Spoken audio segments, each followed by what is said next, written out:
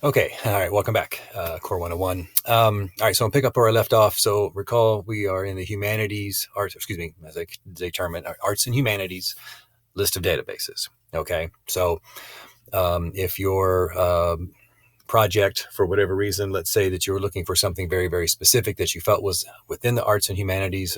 We used some examples in the last video talking about, is it philosophical, right? Maybe you're looking for something in philosophy, or you're looking something religious. You could be looking for historical, history, or something like that.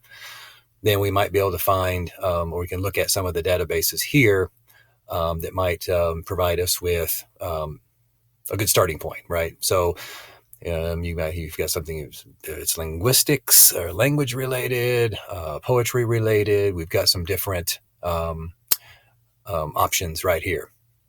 Now, real quickly, there are some that are what we call like the bigger umbrella places that we go to, that within there, they have different sub categories, right? So for example, all right, so like JSTOR, okay, full text coverage of over 1,400 academic journals, right? And we could select this, and then we can look and see, does JSTOR offer anything philosophical, religious, or anything like that?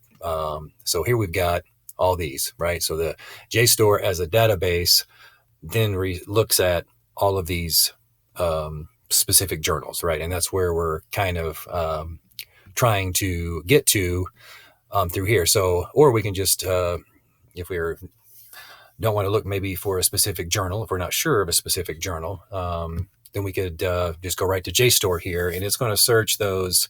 How many it said 1,400, or I know it's got quite a few. JSTOR is pretty huge. Yeah, 1,400 academic journals. So it's going to cover probably all of the disciplines, right?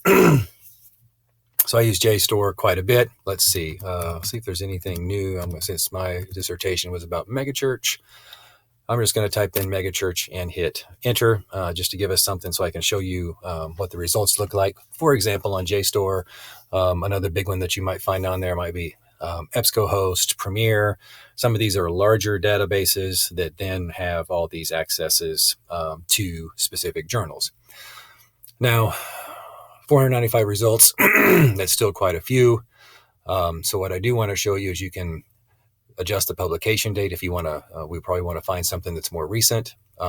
We can specify this through and just say we only want journals.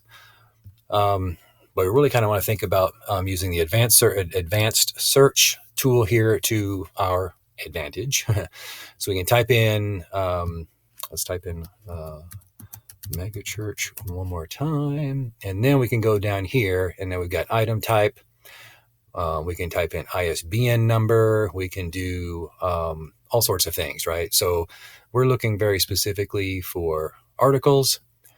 We want to make sure that it's content that we can access. Right now, I'm just going to leave this megachurch all fields, whether it's in the title or whether it's something like that. So we're going to try to initially just try to grab as many as we possibly can, and see what we come up with. All right, so then we'll submit our advanced search. Of course, you notice through there too, they've got those even more broken down by discipline, right? And you could look for a specific discipline. So now I'm down to 240. All right, so now we're kind of we're starting to narrow down, and then we can start to look at some of these titles.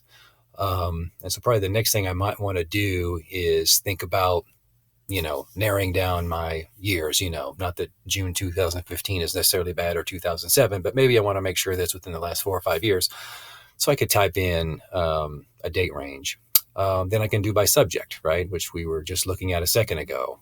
If I want to think about business churches, I want to think about mega churches when it relates to business. Let's say I want to think about mega churches, let's say as it relates to education, right? Hit that button, and now it's going to show me just the 8 they're talking about, right? And so now I'm really starting to narrow down, and then I can look at these and say, okay, do these work or do these not work? Okay, that's these particularly ain't working for me. So you just now I can just unclick it, and I just keep clicking until I find that where am I trying to find where that conversation is taking place, right? So a lot of times it is just hitting a few things, and you start getting on a track, and then you figure out where you're going. All right, I'm about to run out of time, guys. We'll talk again real soon. See you tomorrow. Bye. Stay awesome.